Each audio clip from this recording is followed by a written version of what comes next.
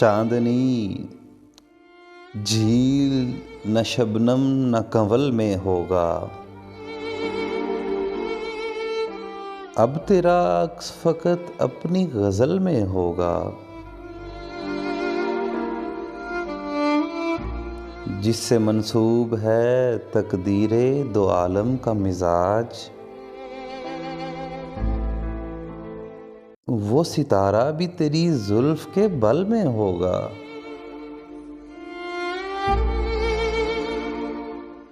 اور ایک سانس کو جینے کی تمنا کر لیں،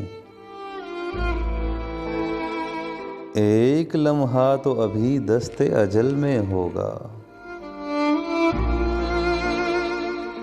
راکھ ماضی کی کرے دو نہ پلٹ کر دیکھو،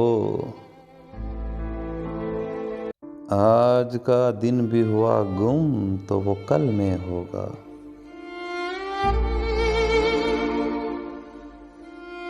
کیوں کسی موڑ پہ رک رک کے صدا دیں اس کو،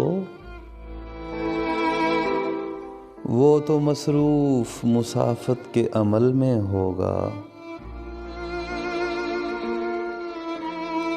ہجر والو وہ عدالت بھی قیامت ہوگی،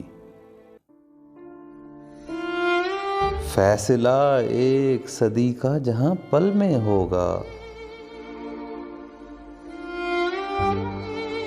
اس کو نیندوں کے نگر میں نہ بساؤ محسن،